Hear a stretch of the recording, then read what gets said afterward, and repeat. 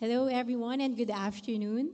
Welcome to the first session of the year in our Foreign Leaders Series, which features ambassadors who offer valuable perspective on key areas such as trade, investment, geopolitical developments, and emerging challenges. Our featured speaker for today's session is the British Ambassador to the Philippines and Palau, Her Excellency Sarah Hulton OBE. We're also pleased to welcome MBC Chairman Ed Chua and MBC Trustees Riza Mantaring, Cosette Canilao, Lito Tayag, and Peter Maquera. Our former Philippine Ambassador to the United Kingdom and the Philippine British Business Council Co-Vice Chair, Ambassador Jesus P. Tambunting, O.B.E., and our moderator for today's discussion, MBC member and CEO of Standard Chartered Bank in the Philippines, Mr. Mike Samson. And our friends from embassies, chambers of commerce, and government, thank you very much for joining us this afternoon. Before I turn over to our chairman, I would like to invite everyone for a group photo. Please remain seated. Our photographer will come to the stage to take a photo.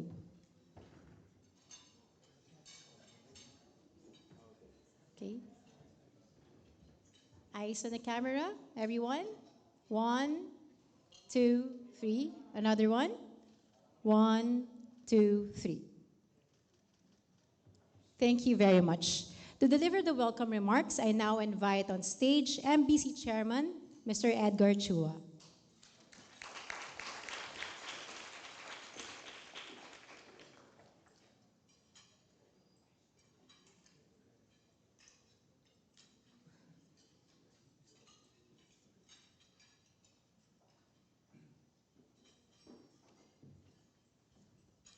Thank you very much, Michelle. Good afternoon, everyone, and welcome to the first Foreign Leaders Series session of the year. Today, we are very privileged to welcome the British Ambassador to the Philippines and Palau, Her Excellency Sarah Hulton OBE, who is our featured speaker for today's session.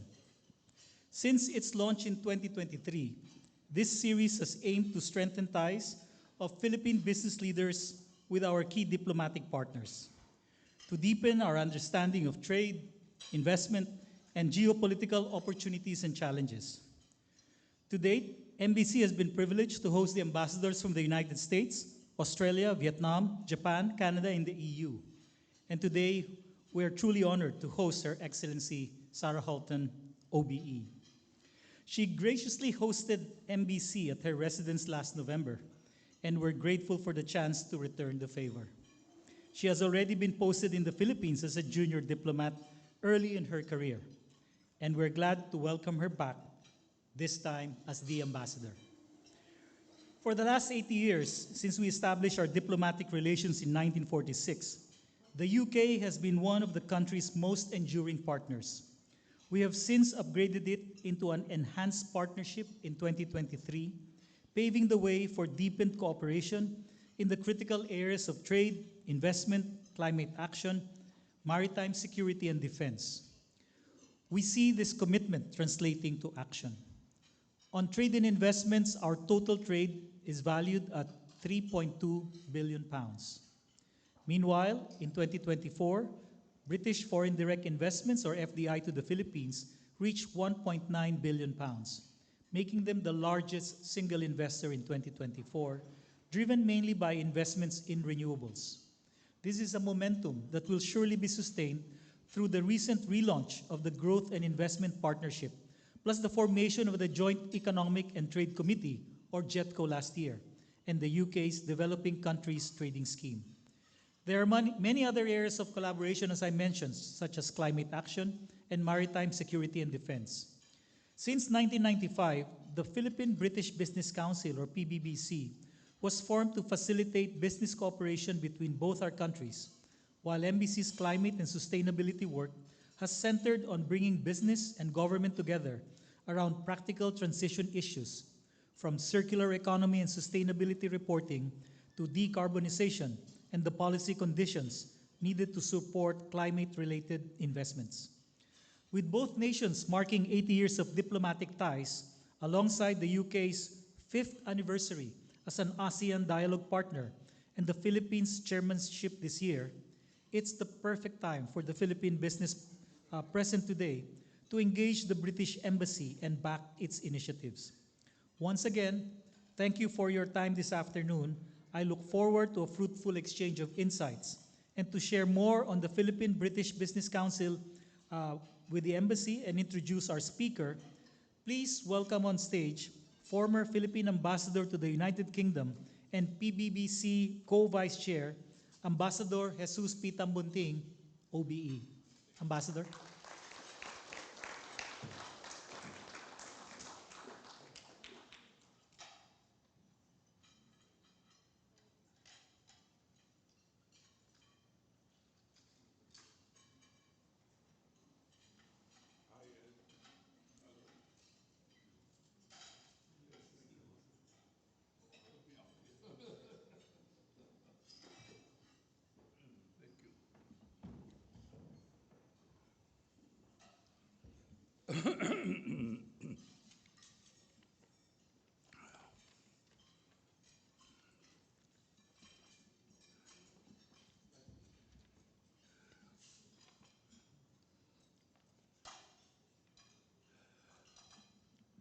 Thank you, Ed, for good afternoon.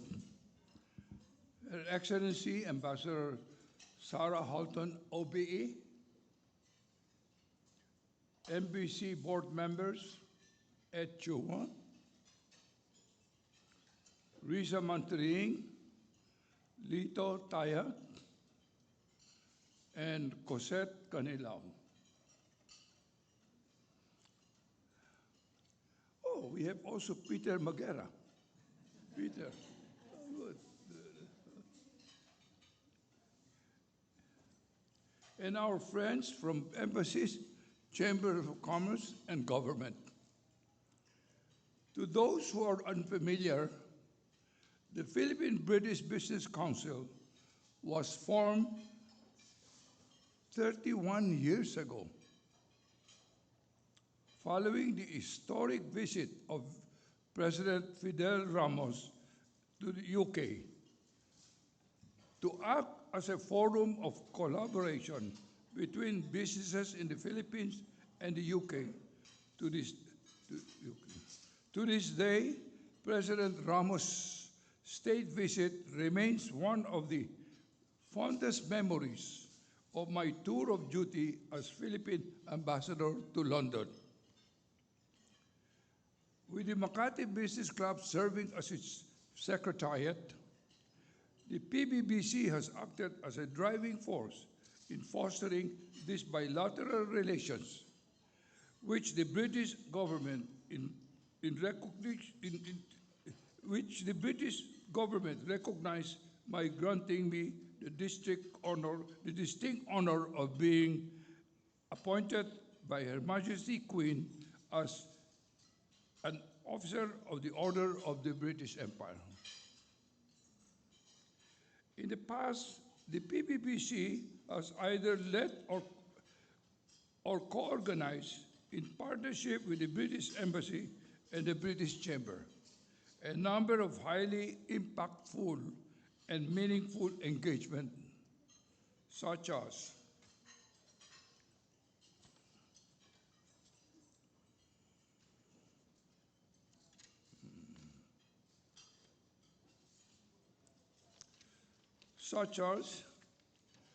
trade missions to London, Hong Kong, and Singapore, trade delegation in Manila, Subic, and Davao with our British counterpartners, and meetings with ministers of state for Indo-Pacific, Anne-Marie Trevelyan, and Trade Envoy Richard Graham.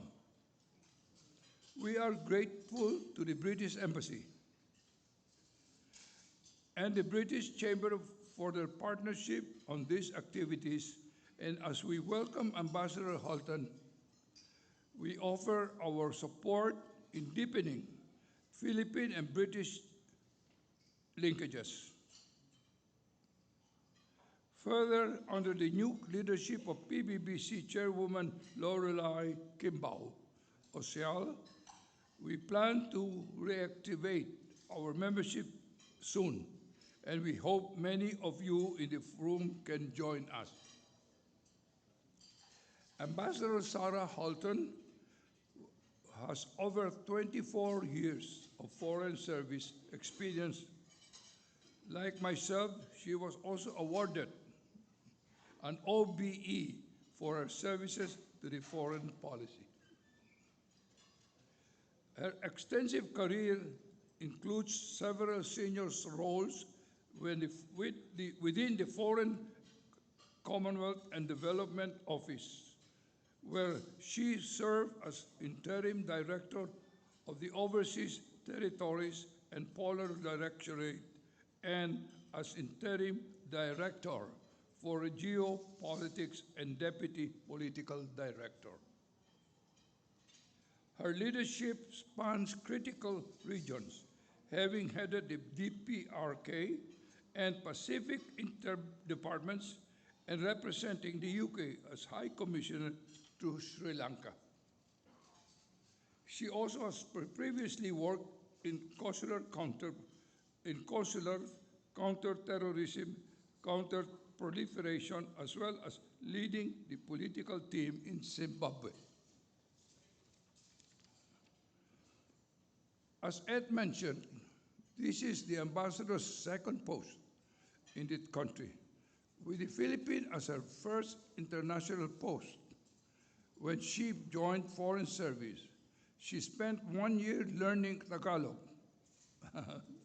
and the lesson must have been worth it because she's back for another round, but now as an ambassador. We look forward to the fresh energy and seasoned perspective the ambassador will bring throughout her tour of duty. Without further ado, I invite on stage our featured speaker and the British ambassador to the Philippines and Palau, Her Excellency Sarah Hulton OBE.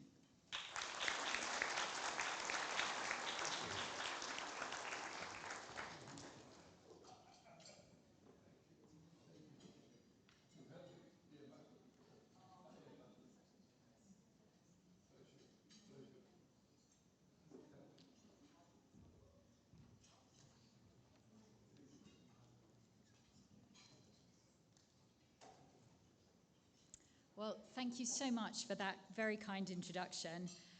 Distinguished guests, it's a real pleasure to be here today with you, and a big thank you to the Makati Business Club for inviting me to speak as part of your Foreign Leaders series.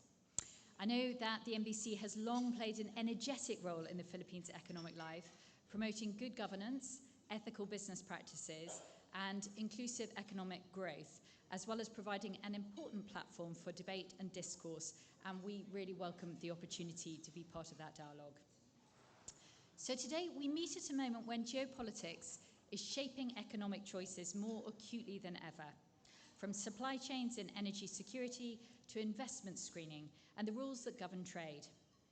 In an interconnected global economy, shocks and decisions in one region are felt quickly in another, making resilient partnerships and predictable open markets more important than ever. Arguably, nowhere is that interconnection more evident than in the Indo-Pacific, where growth, innovation, and strategic competition sit side by side. For business, that means real opportunities to expand two-way trade and investment, build more resilient and diversified supply chains, and partner on green and digital transitions that will define competitiveness in the decade ahead. So as you've heard, I was first posted to the Philippines 20 years ago. In fact, I spent the first 2 weeks of my tour in this very hotel. Our diplomatic relations then were strong and friendly, but we were not yet among the top trading partners. But as you heard from Ed, from under $1 billion worth of bilateral trade then, we're now at $3.2 billion US. And over that time, the green field I knew at the fort are the vibrant BGC, where British brands such as June, Mamas and Papas, Lush, JD Sports, Mothercare, The Body Shop, Charles Tyrwhitt, Hamleys and others thrive. Now, as you can imagine, it's an honour and a privilege to have this opportunity to return, and I'm delighted to be in a position to help develop the wealth of opportunities that I see ahead. Luckily for me, also as you've heard, it's great timing because this year we're celebrating 80 years of the UK-Philippines diplomatic relations. We're also marking the Philippines chairship of ASEAN and the 5th anniversary of the UK as an ASEAN dialogue partner. Together, these milestones reflect a relationship that is not only enduring, but evolving. People-to-people ties remain at the heart of that relationship. The Filipino community, particularly the 50,000 nurses and healthcare workers, of which 35,000 are in the NHS, have made an extraordinary contribution to the UK. British MP Tony Vaughan KC is the first Member of Parliament of Filipino heritage in the UK. There's professional rugby union star Marcus Smith and May Parsons, who, as many of you will know, gave the very first COVID-19 vaccine, and I was privileged to meet her last year. All exemplify those deep people-to-people ties between our two nations. So in the Philippines, I feel we're seeing the fruit of this partnership in a whole range of areas. Cultural and educational links continue to strengthen. The Chevening Scholarship Programme, and I know we have at least one Chevening in the room today, and an alumni of over 600, has enabled generations of Filipinos to study in the UK, building lasting professional networks together and producing leaders who have strengthened our bilateral ties and made significant impact in their communities. I was delighted to meet the latest cohort recently, studying in fields from international and corporate law, technology and data science, all global public policy disciplines that speak to the challenges and opportunities our societies face. Their impact is seen in many distinguished alumni, including Human Rights Commissioner Amifaith Fidel-Reyes, Secretary Vince Dizon, and UP Cebu Chancellor Leo Malaga among them. Meanwhile, the popularity of Filipino restaurants and brands in the UK, yes, Jollibee of course, but a whole range of independent and innovative Filipino diaspora-run restaurants, including Casa and Kin, which I had the chance to visit, show the increasing presence of the Philippines in everyday British life. Over this weekend, the BBC, as some of you will have seen, ran a feature highlighting the popularity of O.B.E. It may seem like a small thing, but food, I think, is often where familiarity and understanding begin. And these everyday encounters are quietly deepening those ties. There's so much more the UK and the Philippines can do together for mutual benefit. And one of our clearest shared goals is delivering sustainable growth for both our economies. The UK's economic growth was the fastest among the European G7 countries in 2025, and the economy is now 1.5% larger than at the beginning of the current Parliament. But we want to go further. And as Chancellor Rachel Reeves set out recently, the UK is the world's second largest exporter of services. We have vibrant capital markets, world-leading universities, an entrepreneurial culture, and immense potential in the industries of the future, from life sciences and energy to artificial intelligence. We're building growth that is resilient, inclusive, and rooted in investment, skills, and innovation. In a volatile global economy, our approach is openly pro-business and investment-led, focused on sustained productivity-driven growth that raises incomes and expands opportunity. At its core is a partnership. As the Chancellor has said, growth today relies on an active and strategic state working in partnership with business, providing stability, clarity, and confidence for investors. For global companies, that means predictable policy, sound public finances, and a clear commitment to crowding in private capital. As the Chancellor went on to observe, stability is a basic precondition for business confidence, and without it, growth simply doesn't thrive. Backed by world-leading capabilities in finance, technology, clean energy, and life sciences, the UK is reliable, open, and a globally connected partner, a place to invest, innovate, and grow for the long term. How are we achieving this? Well, one example, our modern industrial strategy is a 10-year plan focused on the industries of the future, including clean energy, life sciences, advanced manufacturing, and digital technologies. We're actively working with both public and private sectors on the country's renewable energy goals through collaborations on policy and technical expertise, particularly on offshore wind, and ramping up development of much-needed ports. But beyond that, we're also looking at grid development and civil nuclear.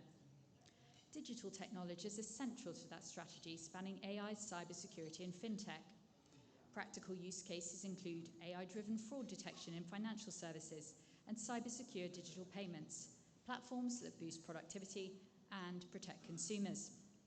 In the Philippines, we see the likes of iProve, NCC Group, CyberQ, Wise, BT, and Revolut providing services and expanding their footprint in the market. In February, the UK Minister for the Indo-Pacific, Seema Malhotra, visited the Philippines, an important signal of the strength and momentum of our relationship. She met, as you'd expect, senior government leaders, civil society, and business representatives, with a clear focus on deepening trade and growth opportunities, the government's central mission. She set out the UK's approach on that stability for growth, underpinned by trust and forging practical partnerships that defend the rule of law, rules-based trade, and fundamental freedoms that help shape a more open global economy. Through the Department for Business and Trade here in Manila, we're supporting UK businesses to invest, export, and grow in the Philippines, working with Filipino partners to create jobs and opportunity across the country.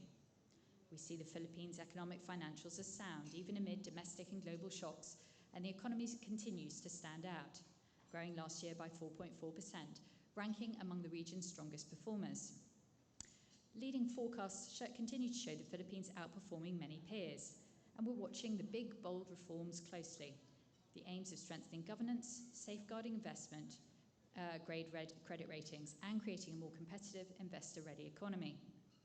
Of course, confidence rests on credibility, and recent concerns, including flood control corruption issues, underline why transparency and strong institutions matter for investor trust.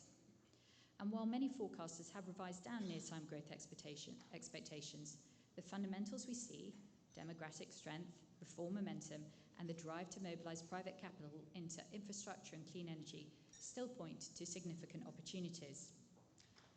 UK companies see these opportunities, and that optimism and confidence is reflected in the depth and breadth of our trading relationship. So, as I mentioned, trade and services continue to grow, reaching 3.2 billion in the 4 quarters to the end of Q3 2025. And I'm delighted that this represents an increase of 8.9% on the previous annual period. Last year, our ministers launched the UK-Philippines Joint Economic and Trade Committee, which I'd referred to, JETCO, a clear signal of commitment from both governments to strengthen trade and investment ties. I'm pleased that JETCO is already delivering tangible results for business across the 4 growth areas: agriculture, energy, infrastructure, and economic development, including emerging technology and life sciences, I mustn't forget that. Among others is AstraZeneca's initiative with PESA in developing the first multi-stakeholder innovation hub in the country for R&D collaborations. Through the JETCO platform and in cooperation with DTI, we've also launched a communication campaign for the UK's Countries Developing Trading Scheme to further boost bilateral trade and Philippine exports. We were very pleased to see the Philippines apply last year to join the Comprehensive and Progressive Agreement for Trans-Pacific Partnership, or CPTPP. As a CPTPP member, the UK understands the importance of this trading bloc. It's a dynamic, high-standards free trade agreement which covers a fast-growing region that already represents 15% of global GDP and offers stability, predictability, and serious opportunities for growth. I'm very pleased that the UK was part of the CPTPP members' consensus decision to identify the Philippines as meeting the Auckland Principles, a necessary first step for formal application discussions to begin. This reflects the Philippines' strong track record on trade and clear commitment to the high international standards and rules-based trading order. During her visit, Minister Malhotra also launched the next phase of the UK-Philippines Growth and Investment Partnership.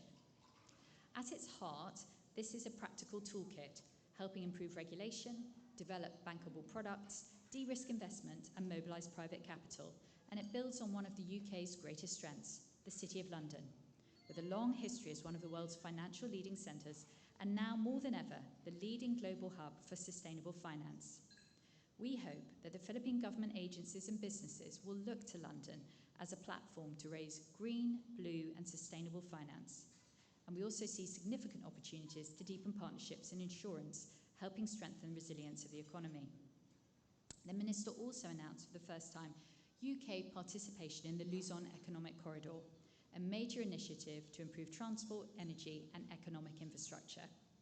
We look forward to exploring opportunities for UK research, investment and trade partnerships along the corridor, including in renewable energy, to support the growing semiconductor industry along the corridor and mobilising private finance into infrastructure. We're keen to see UK companies contributing to sustainable growth, not just in the UK but here in the Philippines. And climate cooperation remains a central pillar of our relationship and, of course, one of the defining challenges of our time. Through our recent climate change and environment dialogue, we committed to advancing cooperation on renewable energy, biodiversity protection, urban resilience, and water security. We're supporting the Philippines' transition to clean energy through investment in large-scale solar and wind, a little of which you heard earlier, alongside technical assistance for the National Adaptation Plan, to which the UK has committed £5.35 million, supporting both its development and delivery with local government units, with a focus on vulnerable food and water sectors, and on mobilising additional adaptation finance for the NAP's implementation. To leverage private finance, we co-launched the Adaptation Investment Platform with DENR in March to mobilise up to £250 million by turning local climate data into bankable agricultural adaptation projects. As one of the world's mega biodiverse nations, the Philippines is also at the forefront of using nature to drive both climate resilience and economic growth. This year, the Zoological Society of London marks, astonishingly, its 200th anniversary, and the Philippines hosts its largest research base outside of the UK. Your biodiversity offers opportunities ranging from blue carbon and biodiversity credits to ecotourism and even biomedicine. As fellow island nations, the sea is central to our identity. Our Blue Economy Partnership, spanning clean energy, finance, fisheries, conservation, coastal resilience, and marine science, is a microcosm of the broader relationship, driving growth, strengthening resilience, and also enhancing security. Innovation and technology is another area where our partnership is growing rapidly. The UK technology sector is one of our great modern success stories, with 163 tech unicorns, a reflection not just of the scale, but of the depth, innovation, and global relevance. Today, innovation sits at the heart of our long-term economic security, with 5 technologies identified as critical for our future: AI, engineering biology, future telecommunications, quantum technologies, and semiconductors. And at the second UK-Philippines Science and Technology Dialogue held in March, we set out how we'll collaborate in the year ahead, aligning standards, funding joint research, building capacity, and mobilising investment into startups. As one of the clearest indicators of the strength of the technology relationship is the growing presence of UK companies on the ground, partnering to solve shared challenges. We've seen iProve working closely with Union Digital Bank to strengthen digital identity, supporting safer and more secure transactions. In cybersecurity, the CyberQ Group has established meaningful partnerships with local technology solutions and systems providers to build local capability and resilience. We're equally proud to have the NCC Group and Darktrace working with organisations to address real-world cyber risks, transfer our expertise, and support the growing digital economy here. These companies reflect not just UK innovation, but the long-term commitment to skills sharing and trusted partnership.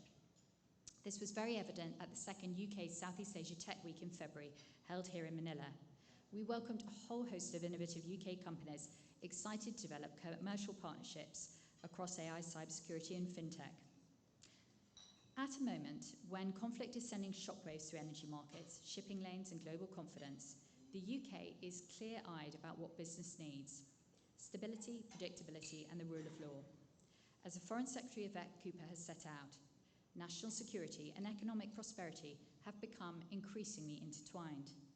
That's why the UK is focused on defending the foundations of global commerce, because, as the Foreign Secretary has said, freedom of navigation is the underpinning of global trade, and it matters for every sea, every ocean, every strait. In practical terms, this means the UK acting with partners to uphold international law, protect critical routes, and reduce exposure to geopolitical shocks. And for investors, this approach matters. The UK is committed to being, in the Foreign Secretary's words, a dependable power, a stable base for investment, where respect for that rule of law underpins our economic stability and makes us a reliable place for international investment. The UK's message to global business is simple. We're open, outward-looking, and serious about providing the security and stability that long-term investment requires. The tensions in the Middle East are fast evolving, and the goal must now be to negotiate a swift and lasting end to the conflict. This can only be achieved through diplomatic means. The Foreign Secretary led talks with more than 40 countries last week to discuss the urgent need to restore freedom of navigation for international shipping. And the Prime Minister has had further discussions with allies in the Gulf. We will continue working with shipping, insurance and energy sectors to restore confidence in the route as quickly as possible. Closer to home, I should say that travelling this country has been one of the great privileges of the role. A visit to Cotabato with Lord Jack McConnell and the former Taoiseach Bertie Ahern was particularly striking, reflecting the extraordinary progress of the Bangsamoro peace process since I was last here, and it was wonderful to recognise a Chevening scholar as one of the deputy speakers there. I've also been able to visit the Bicol region to see our humanitarian work with the World Food Programme in response to Typhoon Yuan and the anticipatory action efforts through the START network during the Mayon volcano eruption. The realities we're navigating, a world of more frequent natural and humanitarian disasters, alongside the sharper geopolitical tensions, make the case for principled practical cooperation, sovereignty and transparency.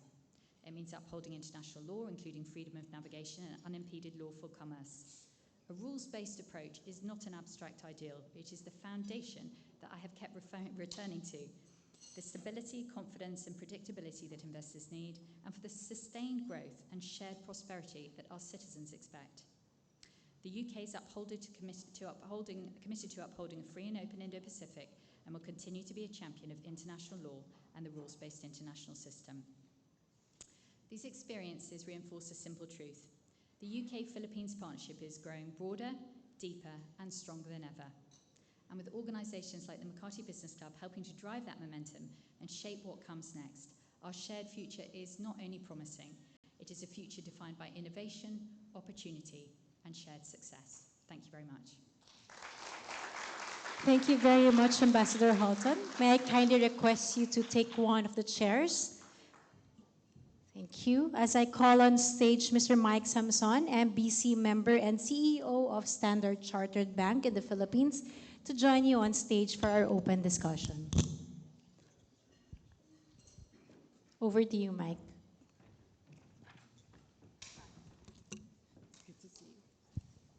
It felt like hard talk for a moment there.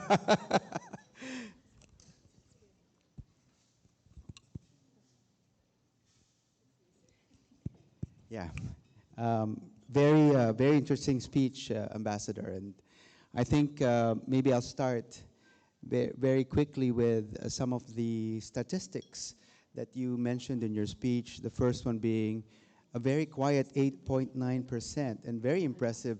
And I say quiet because perhaps for our members, and certainly for myself, I hadn't realized how large the ramp up was between the trade between the Philippines and the UK. And just zeroing in on renewables, for example, maybe for our members, the first question could be, what would be the dimensions you see the UK having an impact on the renewable segment in the Philippines, particularly in the technologies, the actual building, and financing, I think, is one aspect we've spoken about, and maybe even the innovation of credits, carbon credits, and blue financing. Great, well, thank you. And yes, it was very exciting to see that figure, a really, really positive one. And I do think with the fundamentals and the architecture and ambition of things like JETCO, we really, really hope to build on that. I think just turning to renewable energy, I mean, I've been delighted returning. Climate, nature, and the nexus of that with growth is a huge new area for us since I was last here. There are very positive connections, and we have a lot of expertise we can share. And actually, as Ed in his remarks mentioned, that's what drove one of us being the largest investor in 2024. But I think I'd pick out a couple, actually. So, I mean, I think on offshore wind, we're supporting DOE's push on adequate ports for offshore wind. which are obviously essential to getting projects built. One of the areas that I think we've made a considerable commitment and will continue to do so is on marine spatial planning. We've got a tool that helps deconflict competing interests in marine areas. And we're also involved, to that finance point that you made, in the creation of a pricing mechanism for offshore wind, providing a price that's fair for both developers and consumers. We're also involved in tidal. Solar is the one that was referred to. So that's the firm Actis, which invested £600 million in the Terra solar project, which I understand has delivered 250 megawatts this March, I think, if that's right. So a lot to celebrate there, and definitely something I think we see as an area for growth going forward. And perhaps just a follow-up question. Do you see, given all the biodiversity in the Philippines, wetlands, mangroves, do you see carbon credits perhaps as an area where innovation from the UK could come to the Philippines? Absolutely, and we're very excited. We've got quite a lot of stock exchange linkages. We're really excited about building on that. And I think there's a lot of creative thinking going into this area at the moment. We've got a visit by our special rep for nature, who's coming out fairly shortly. And I think we really want to inspire that thinking. There are lots of different strands that we're engaged on across the blue economy, but thinking about the finance and the benefits in that way, as well as the protective aspects, is something that we'd like to do more of. We'll open the floor to questions in a while, but maybe perhaps taking another tack, 80 years of friendship and diplomatic relations between the Philippines and the UK. That actually means that at the end of the Commonwealth period, at the end of the Tidings-McDuffie Act here in the Philippines, you were the first friend at the end of the war. And I think in your speech, and indeed in the speech of Minister for Indo-Pacific, Seema Malhotra, when she came to the Philippines, freedom of navigation and maritime security was a theme, and you picked up on it. We can't ignore the elephant in the room, the Straits of Hormuz, freedom of navigation. And perhaps it has impact on the Straits of Malacca, on the West Philippine Sea. Maybe your thoughts, Ambassador, on that topic in general, which I think is foremost in everyone's mind. Well, if I can, I made a few remarks on the situation in the Middle East, but to bring this to the local reference that I think you're talking about there, yes, indeed, the minister visited. We paid a call on the Filipino Coast Guard. I think we've got a long track record of calling out dangerous activity in the South China Sea, and a long record of supporting the arbitral award, UNCLOS, in 2016, and we'll continue to do that. I think that's been seen also through our freedom of navigation ops, and it's a long-term commitment. Yeah, so maybe this is the moment where I'll perhaps bring in our members. If there are any questions, or perhaps prepare for a question, I'll follow up on that. Actually, should I jump in? Yes. I was just looking for one reference on you asked about the green and blue credits. So I think one thing on that we're looking at is on the biodiversity finance initiative, which is really looking at global and biodiversity standards, and that net gain and establishing an ISO standard available for businesses is one of those sort of building blocks that will underpin that kind of finance opportunity, I think. Thank you, Ambassador. Any questions from our members? Oh, there's a question over here. Do you have a microphone? Thank you, Your Excellency. Thanks for sharing. I've worked with many British consultants here in Dubai and so on. And anecdotal research tells me it was the British who introduced railways here. And in 1975, I was team leader for the World Bank funded Metroplan Manila. And the consultants were Halcrow Fox and Freeman Fox, British consultants. And I think only 10% has been implemented. And infrastructure are also very strong, port development and so on. And I've noticed, having done work in 40 countries, British Commonwealth countries seems to have relatively better governance. I've noticed that it's not just the beautiful buildings, but the urban systems. And some parts of the world, you have beautiful buildings, but they are not in a urban system. And you're very strong in town and country planning, transportation planning, industrial parks, which I've worked with British consultants. Maybe you can be more active again in helping our governance. Like the Gulf countries, they used to be true cell states. And the municipalities there, their directors studied good governance in the UK, Cambridge, Oxford, and so on. That may be an opportunity in helping our country. Thank you very much. I'm Jun Palafox. I'm an architect urban planner. So the question is, what? They can be more active in transportation planning, traffic management, ports development, and so on. So, of course, together with the blue economy, clean energy, and so on. Because I work with them, and we learn from each other. Yeah. Even the first 5 towers of Rockwell, British contractors. Well, I mean, as I said in my remarks, actually, the building, particularly for BGC, has been remarkable in the time that I've been away. I think you've picked a few themes there. The first I'd say is obviously on sharing expertise, and I think that I alluded to the Achieving programme, which is something we're very proud of, and of course governance is one of the issues that people have often gone to the UK to study. Achieving gives an opportunity to study at any university and any subject, so that is one that is always there.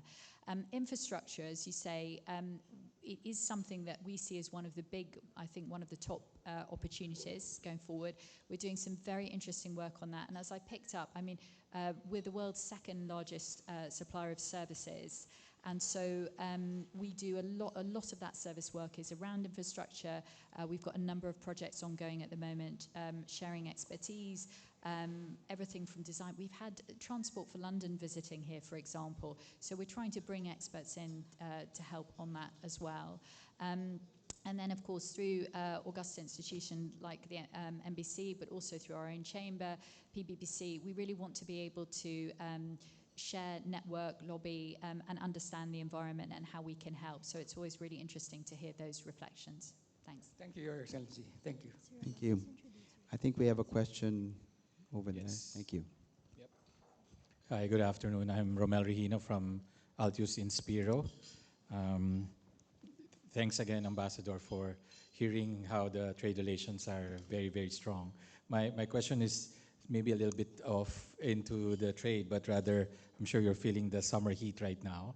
And Philippines being very vulnerable on client impact. I wanted to hear your thoughts on how UK and Philippines collaborate further on advancing sustainable development, particularly in addressing climate change and disaster resiliency.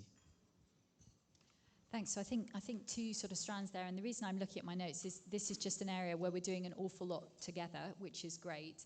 I think I referred a little bit to what we've done in BCOL on crisis preparedness. I mean, actually, coming back last autumn was extraordinary in terms. I think there was a 10-day period, and we had something like 2 typhoons. There was an earthquake in part of the country. One of the volcanoes, I mean, it was extraordinary to see that sort of climate impact. And of course, one thing that many people know globally is that you're one of the most exposed to those natural disasters. So we're doing a lot of practical work on that, including we have a long-term connection between the Met Office and Pagasa and that sort of long-range planning work to understand how people can prepare and help and to see that coming. And one of the things I've taken back when we were reporting on this to the UK is quite how impressive the Philippines' response has been. I mean, at one point, I think over 1 million people were moved to safe areas over a couple of days. I mean, I think that is a remarkable achievement and shows what can be done when necessary. But obviously, we would like to not be in that sort of situation. So, I mean, I think it's multi-layered response, including through different aspects of finance. I think we've talked a little bit about the renewable energy piece. I think one of the interesting things around that is the financial tools that we're using to do that. So we have Mobilist, which has invested both in the Maynilad Water IPO that happened whilst I was here, but had previously invested in solar. So I think we're thinking in that long-term approach about how we get into the renewable energy space. But the blue economy is an area where we're also doing a lot of work. And thinking to the future about different aspects of that. I mean, carbon markets is another area, building on, I think, on your low carbon economy bill, how we can support and look at that. And the UK-backed Blue Carbon Roadmap has also been handed over to the government, which hopefully is useful in ensuring clarity of policy there.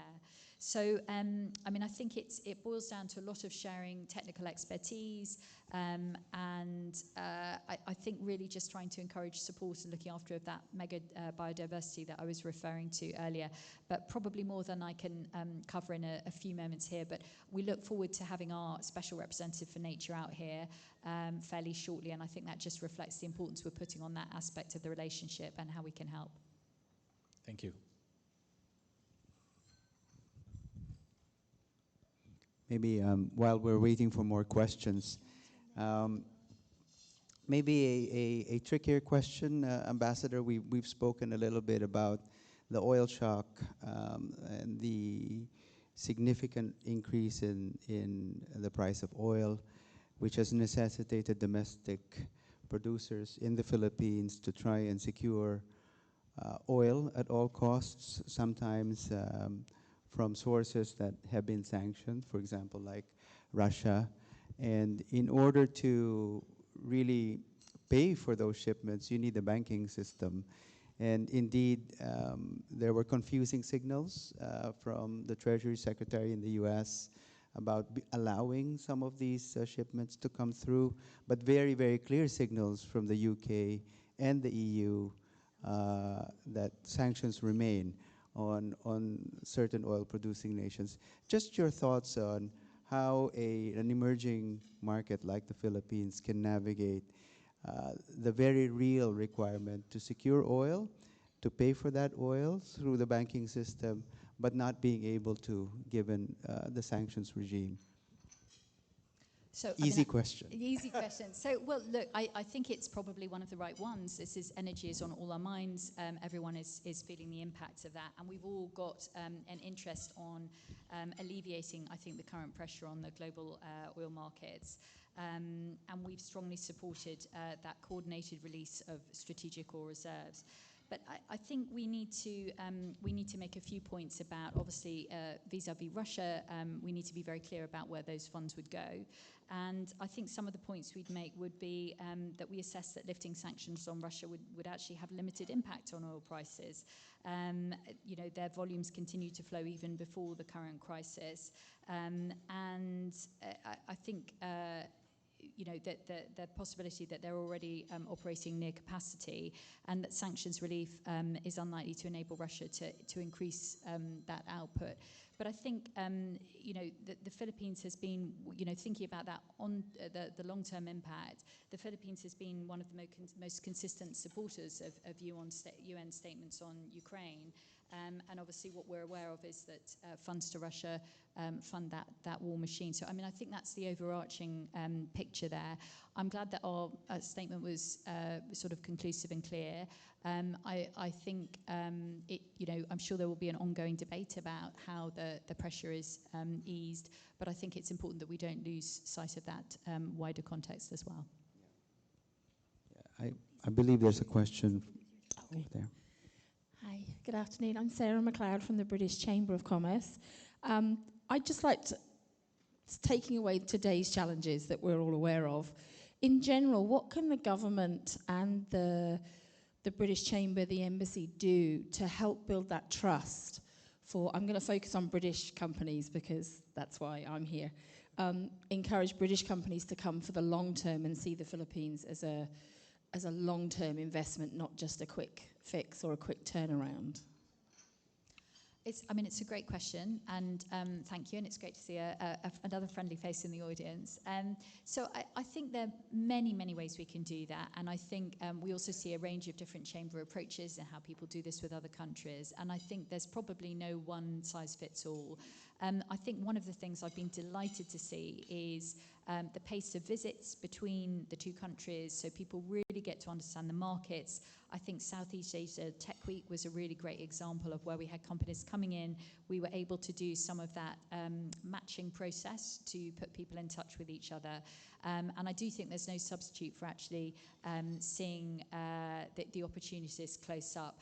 I think my team are probably sick of me hearing, to the infrastructure point we had earlier, how great it is to see some of the rejuvenating places we've got examples of in things like the Battersea Power Station, the King's Cross area, the Elizabeth line across London, all of which I think have great lessons for development here. So I think there's that in person. I think there is helping understand the marketplace through that networking, shared advice, understanding what the priorities are for British companies here. We've got a very clear picture of that, thanks to you, which helps us when we talk to government here to understand and communicate those sorts of issues. But also, I think, to make sure that we're communicating back to the UK the opportunities and strengthening that ties. Always when I'm thinking about the relationship and talking about it bilaterally, I'm thinking about my counterpart, Ambassador Loxin, and what more he and I can do together on these things to bring those companies and opportunities ever closer together. So I think the other thing I'd say in that is we're always open to suggestions. I don't think we've got a monopoly on all the ideas. I actually started my career in the private sector, so I have a little taste of some of the challenges, and my father has always run a small business, so I don't underestimate the challenges of paying those wages on a Friday, etc. I think it's really important that we listen, that we understand what those challenges are, both from the SMEs upwards to the really big conglomerates that we work with. So I hope that our door is open, that we are happy to both facilitate, but to listen to what's being asked for and what's needed. And that's part of this conversation today. Yeah, thanks for that question. Great question. Maybe building on from the point around oil, Ambassador, there are always second order and third order effects. I think New York Times had an article titled "War Has Its Own Gravity," and I think the first shock is oil. What should our business leaders here and the people who are concerned about the Philippines, what should they be watching out for? Second order effects, third order effects? Yeah. So, I think that there's so many answers, and we've had a bit of a discussion about that question. I think it's, obviously, there's a big difference depending on how long a period of time we're looking at here. I think one of the things that sprung to mind, and Ed and I were just having a quick word about this earlier, is obviously impact on things like education, in which we all have a real interest and a duty to the children to make sure that they get the qualifications and skills that they need to make a success in life, to grasp the opportunities ahead of them. And we're working on a number of projects with education, indeed hosting EdCom later this week to talk about their findings. And I think disruption to education, we all sort of learnt some lessons and saw the impact of that, for example, during COVID. So I know that everyone will be really focused on making sure that that's something that we continue to invest in and support, whatever the challenges ahead. We're doing some. When I was in Bicol in Naga City, I saw this incredible AI pilot where there was an English language lesson going on in the room. The teacher was there, the teacher was very engaged, but each of the children was learning at their own speed with a laptop in front of them, both speaking, listening, reading, comprehension. And as I walked around the classroom, they were all doing something different, but the teacher was able to actually monitor at what stage they were at, who's ahead, who may need a bit of extra help, who's making nice progress. And we all know how precious teacher time is. This really allows teachers to invest their time absolutely where it's most needed. So I think that's just one of the long-range things, both the developments in education and the opportunities that we see with the future future and things like AI. But also one of those things that I think in any shocks to the system, and as we learned through COVID, making sure that we are determined and resilient in our approach to certain things. So maybe I hope that isn't a disruption now. I hope it's not in the future. But one of those things I think long range that we all have an interest in making sure that people get those opportunities and those skills. I mean, from your own experience in Sri Lanka, Yeah. right? Phosphates and urea, 47% I think come from the Middle East, and that affects fertilizers, and there Yeah. could be second-order effects around agriculture. Yeah, and we certainly, I think we're all reading more about fertilizer. I mean, when I was in Sri Lanka, there were aspirations to become fully organic very, very quickly. There are a lot of challenges when fertilizer distribution changes. I think agriculture here, obviously such a big employer, is something that really people have a very direct relationship to here, and the price per kilo of rice, I think, is something that even people who perhaps wouldn't feel that they are particularly politically minded will be thinking about. So I think that is exactly, one of those things that I think will become more part of the conversation, and is something that I suspect people are watching closely, what the risks might be, and the knock-on impact of that, which hopefully can be mitigated effectively. I think, like you, everyone in this room is hoping that this will not last too much longer. But seems that events around the blockade are indicating that it might last much longer. So we will buckle down, I suppose. Ambassador, I know that you're an avid reader, and just to maybe end on a lighter note. I know that you love biographies, but perhaps a suggestion for the times or something that's interested you. Yeah, that's great. Thank you. So I should also share with the room that actually, I mean, biographies are my favorite, and Mike very kindly gave me yesterday a book I can't wait to get to, which is Unwritten Stories, which is a biography of 6 women, trailblazers in the Philippines. So looking forward to reading that one. I mean, I do think in difficult times we all also have our lighter reading that we go back to as well.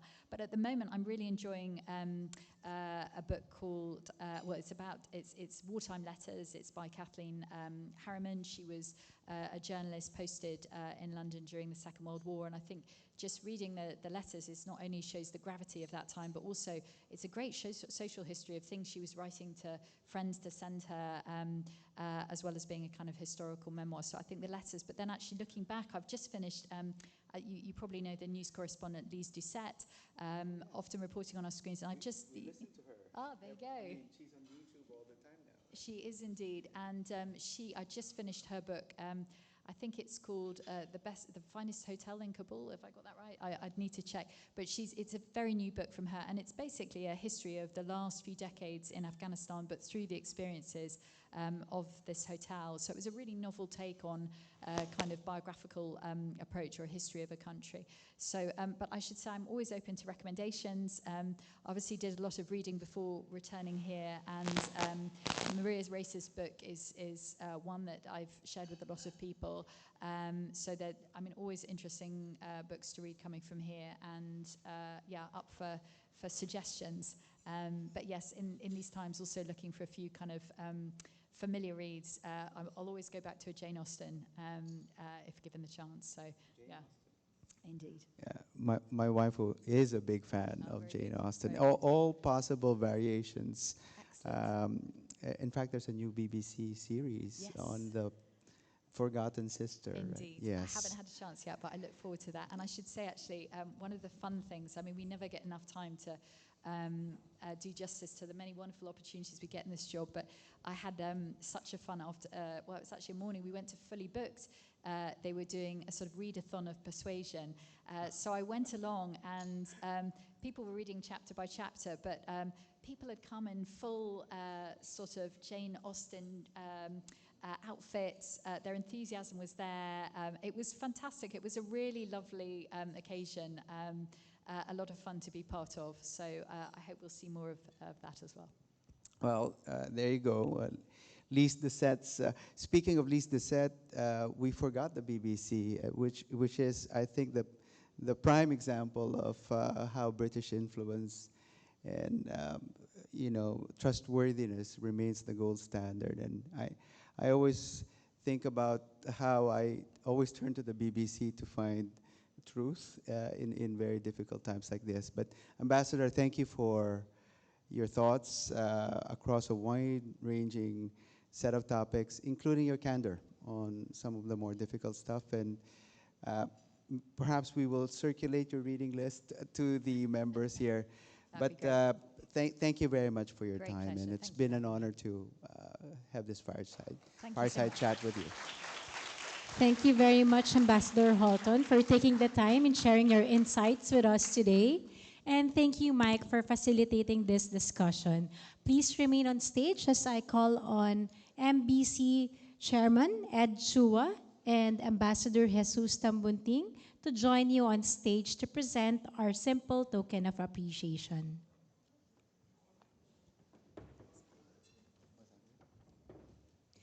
Ambassador, as a token of our appreciation, we present this flower brooch to you, which is interlaced with a freshwater pearl.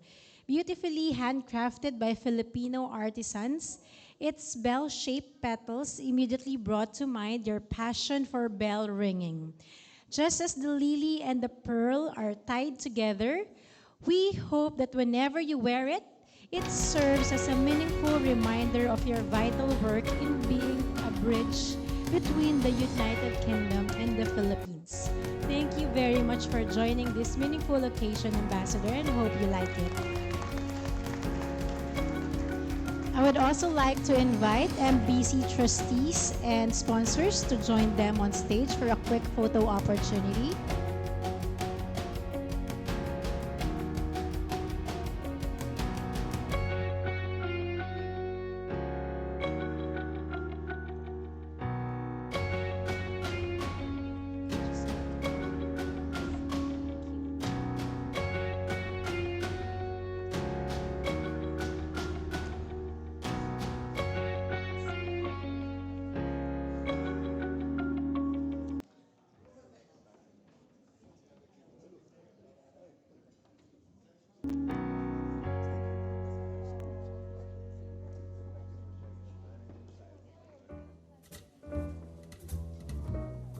Okay, can I ask everyone to have one step to your right, please?